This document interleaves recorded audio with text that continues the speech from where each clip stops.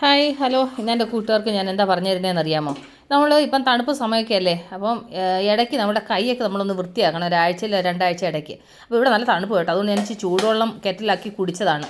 അത് കഴിഞ്ഞിട്ട് ഞാനിപ്പോൾ ഈ ചെയ്യാൻ പോകുന്ന സംഭവത്തിനകത്താണെന്നുണ്ടെങ്കിൽ നല്ല ചൂട് വെള്ളം വേണം. അതിന് ഞാൻ ഒരു കെറ്റിൽ നിറയെ വെള്ളം ചൂടാക്കാൻ വെച്ചിട്ടുണ്ട്. അതിൻ്റെ കൂടെ പിന്നെ ഷാമ്പു വേണം. അത് കഴിഞ്ഞിട്ടാണെന്നുണ്ടെങ്കിൽ പിന്നെ അത് കഴിഞ്ഞിട്ട് എന്താ പറയുന്നത്, അത് പറയുന്നതിന് മുമ്പായിട്ട് ഞാനൊരു കാര്യം പറയാൻ വന്നത് വെച്ചാൽ, നമ്മുടെ കൈയൊക്കെ എന്ന് വെച്ചാൽ ഭയങ്കരമായിട്ട് ഡ്രൈ ആയിട്ട് നമ്മളെപ്പോഴും ഈ പാത്രമൊക്കെ കഴുകിയെടുക്കുകയൊക്കെ ചെയ്യുന്നതുകൊണ്ട് ഭയങ്കരമായിട്ട് നമ്മുടെ സ്കിന്നൊക്കെ ഭയങ്കര ഷ്രിങ്ക് ആവുകയൊക്കെ ചെയ്യുമല്ലോ. അപ്പോൾ അതൊക്കെ ആവുന്നത് കൊണ്ട് നമുക്കാണെന്നുണ്ടെങ്കിൽ അതാവാതിരിക്കാൻ വേണ്ടിയിട്ട് കുറച്ച് മുൻകരുതലുകൾ എടുക്കണം. അപ്പോൾ അതിൻ്റെ കൂട്ടത്തിലാണെന്നുണ്ടെങ്കിൽ കുറച്ച് ടൂൾസ് കൂടെ വേണം കേട്ടോ.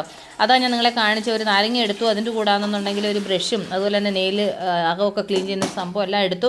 അത് ഞാൻ പുറകാലെ കാണിക്കാം അതെങ്ങനെ യൂസ് ചെയ്യുന്നതെന്നുള്ളത്. അപ്പം നല്ല ചൂട് വെള്ളം ഞാൻ ഒരു പാത്രത്തിലോട്ട് എടുത്തിട്ടുണ്ട് കേട്ടോ.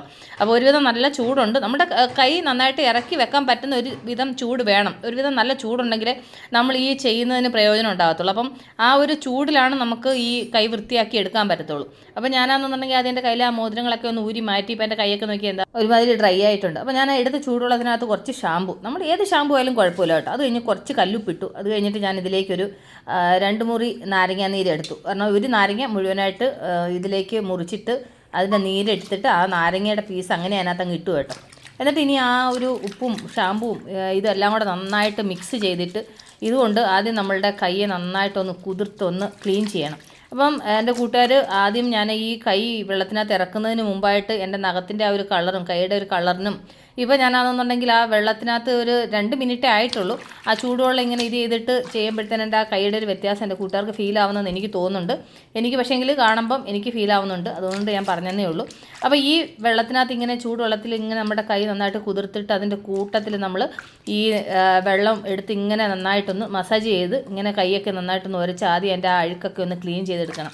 നമ്മൾ എത്ര നന്നായിട്ട് കഴിയുമെന്ന് പറഞ്ഞു കഴിഞ്ഞാൽ കൊണ്ടുണ്ടല്ലോ ആ നഖത്തിൻ്റെയൊക്കെ ഇടയ്ക്കൊക്കെ ആയാലും അഴുക്കുമൊക്കെ കയറിയിരിക്കും. പക്ഷേങ്കിൽ നമ്മൾ ഈ ചൂട് വെള്ളത്തിൽ ഇതിങ്ങനെ കഴിയുമ്പോൾ ഉണ്ടല്ലോ ആ ഡെഡ് സ്കിൻ എല്ലാം നന്നായിട്ട് റിമൂവ് ആവും. അതിന് വേണ്ടിയിട്ടാണ് ഞാൻ ഒരുവിധം നല്ല ചൂട് വേണമെന്ന് പറഞ്ഞതിൻ്റെ കാര്യം. നമ്മൾ എപ്പോഴും നമ്മളുടെ ശരീരം നമ്മൾ ചൂട് വെള്ളത്തിൽ നമ്മൾ കഴുകുന്ന സമയത്ത്, ചൂടുവെള്ളം എന്ന് പറഞ്ഞാൽ വെറും ചൂടുവെള്ളത്തിൽ കഴുകിയിട്ട് കാര്യമില്ല, ഞാൻ ഈ കാണിച്ചതുപോലെ ഇങ്ങനെ 2-3 സംഭവങ്ങൾ കൂടെ അതിനകത്ത് ആഡ് ചെയ്തിട്ട് വേണം ചെയ്യാൻ.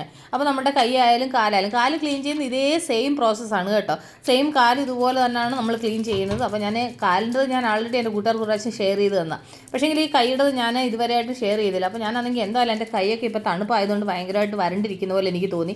അപ്പോൾ ഞാൻ വിചാരിച്ചു എന്നാൽ ശരി ഒന്ന് കൈ ഒന്ന് ക്ലീൻ ചെയ്ത് ഒന്ന് പാക്കൊക്കെ ഇടാം. അപ്പോൾ അതെൻ്റെ കൂട്ടുകാർക്ക് കൂടെ ഒന്ന് ഷെയർ ചെയ്യാമെന്ന് വിചാരിച്ചിട്ടാണ് ഞാൻ ഈ വീഡിയോ ഷെയർ ചെയ്യുന്നത്. അപ്പോൾ ആ നാരങ്ങയുടെ തൊലി ഉണ്ടല്ലോ നമ്മുടെ കയ്യിൽ വെച്ചിട്ട് ഇതുപോലെ നന്നായിട്ട് ഉരച്ച് ക്ലീൻ ചെയ്യണം.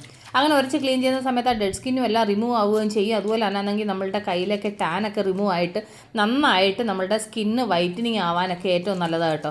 അതുകൊണ്ടാണെന്നുണ്ടെങ്കിൽ ഞാൻ ഈ കാണിക്കുന്ന പോലെ ഈ നാരങ്ങയുടെ തൊലി വെച്ചിട്ട് ഞാൻ ഈ കാണിക്കുന്നത് നന്നായിട്ട് ഉരച്ച് 2 കൈ വൃത്തിയായിട്ട് കഴുകണം കേട്ടോ. അപ്പോൾ ഞാനന്ന് 2 കൈ മുകളിലേക്ക് നമുക്ക് ഇതുപോലെ ചെയ്യാം കേട്ടോ. ഞാനിപ്പോൾ കൈയുടെ പാദം മാത്രം നിങ്ങളെ കാണിച്ചോളൂ. പക്ഷേങ്കിൽ നമ്മുടെ കൈയുടെ മുകളിലോട്ട് മുട്ടിൻ്റെ ആ ഭാഗത്തോട്ട് തന്നെ നമുക്കിത് ചെയ്യാം. ഞാൻ അങ്ങനെയാണ് വൃത്തിയായിട്ട് ഞാൻ അന്നെങ്കിൽ ക്ലീൻ ചെയ്തത്. പക്ഷേങ്കിൽ എനിക്കിത് ചെയ്തപ്പോൾ തന്നെ എൻ്റെ കയ്യിലാണെങ്കിൽ ഒരുപാട് ടാനിൻ്റെ ഒരു കുറവ് എനിക്ക് ഫീൽ ആവുന്നുണ്ട്. കണ്ടില്ല, എൻ്റെ കൂട്ടുകാർക്ക് മനസ്സിലാവുന്നുണ്ടല്ലോ, ഇത് പ്രത്യേകിച്ച് ഞാൻ പറയേണ്ട കാര്യമില്ല. അപ്പോൾ എൻ്റെ ആ നഖത്തിൻ്റെയൊക്കെ കളർ നോക്കി എത്ര നന്നായിട്ട് കളർ മാറിയെന്ന് നോക്കിയാൽ. നമ്മൾ എപ്പോഴും ഈ ചൂടുവെള്ളത്തിനകത്ത് ഈ നാരങ്ങയും ഷാമ്പുവും പിന്നെ അതുപോലെ തന്നെ ആണെന്നുണ്ടെന്നുണ്ടെങ്കിൽ ഉപ്പൊക്കെ ചേർത്തിട്ട് നമ്മളിങ്ങനെ ക്ലീൻ ചെയ്യുമ്പോൾ ഉണ്ടല്ലോ ഈ നഖത്തിൻ്റെ അഴുക്കൊക്കെ ആയാലും അതുപോലെ തന്നെ ആണെന്നുണ്ടെങ്കിൽ നമ്മുടെ സ്കിന്നിൻ്റെ ഡെഡ് സ്കിന്നായാലും ടാൻ ആയാലും എല്ലാം റിമൂവ് ചെയ്യാൻ ഏറ്റവും നല്ലതാണ് കേട്ടോ. അപ്പോൾ എൻ്റെ കൂട്ടുകാർ ആഴ്ചയിൽ ഒരിക്കലും ഇതൊന്ന് മറക്കാതെ ഒന്ന് ചെയ്ത് നോക്കും. ഒത്തിരി വ്യത്യാസം എൻ്റെ കൂട്ടുകാർക്ക് ഫീൽ ആവും. കാരണം വെച്ചാൽ നമ്മൾ ഈ കൈയൊക്കെ എന്ന് പറഞ്ഞാൽ നമ്മളെപ്പോഴും ഈ പാത്രം കഴിയുകയും തുണി കഴിയുകയും ഒക്കെ ചെയ്യുന്നതും ഒക്കെ അല്ലേ. അപ്പോൾ ആ ഒരു സോപ്പിൻ്റെ ഇതൊക്കെ കൊണ്ട് നമ്മുടെ സ്കിന്നൊക്കെ നന്നായിട്ട് പിന്നെന്താ പറയുന്നത് ഇതായി പോകാനെ കൊണ്ട് സാധ്യതയുണ്ട്. അപ്പോൾ കുറച്ചൊക്കെ നമ്മൾക്ക് ശ്രദ്ധിച്ചു കഴിഞ്ഞാൽ കൊണ്ട് കുറേയൊക്കെ നമ്മുടെ കൈയൊക്കെ നീറ്റായിട്ടിരിക്കും കേട്ടോ. അപ്പോൾ ഞാനാണെങ്കിൽ ആ നഖത്തിൻ്റെ അഴുക്കും എല്ലാം വൃത്തിയായിട്ട് ക്ലീൻ ചെയ്ത് കഴിഞ്ഞ് ഇതുപോലത്തെ ഒരു ബ്രഷ് വെച്ചിട്ട് ഈ കൈ ഇതുപോലെ നന്നായിട്ടൊന്ന് ഉരച്ചൊന്ന് വൃത്തിയായിട്ടൊന്ന് കഴുകും. കൈ എന്ന് വെച്ചാൽ കൈയുടെ പാദം മാത്രമല്ല കൈ മുഴുവനായിട്ട് മുകളിലോട്ട് ഞാൻ ഈ കാണിക്കുന്നത് പോലെ നന്നായിട്ട് ഇതുപോലെ ഉരച്ച് കഴിഞ്ഞാലുണ്ടല്ലോ കൈ നന്നായിട്ട് വൃത്തിയാവുകയും ചെയ്യും, നീറ്റായിട്ടിരിക്കുകയും ചെയ്യും. അതുപോലെ തന്നെ നമ്മുടെ കൈയുടെ പാദത്തിൻ്റെ അകഭാഗത്തും ഇതുപോലെ തന്നെ നന്നായിട്ട് ഉരച്ച് കഴുകണം കേട്ടോ. പിന്നെ നമ്മളെന്തെങ്കിലുമൊക്കെ പച്ചക്കറി ചിലപ്പം കൈയോറ ഇടാതെ നമ്മൾ അരിയുമ്പോൾ നമ്മുടെ കൈക്കകത്തൊക്കെ ഇങ്ങനെ മാർക്ക് വീഴുമല്ലോ, ആ ഇടത്തിലൊക്കെ നമ്മൾ ഈ ഒരു കല്ല് പോലത്തെ സാധനം വെച്ചിട്ട് നന്നായിട്ട് ഉരയ്ക്കാമെന്നുണ്ടെങ്കിൽ അതൊക്കെ അങ്ങ് പോകാം. ഡെഡ് സ്കിന്നെല്ലാം നമ്മുടെ കൈയുടെ ഭാഗത്തിൻ്റെ ഒക്കെ അങ്ങ് റിമൂവ് ആകും കേട്ടോ.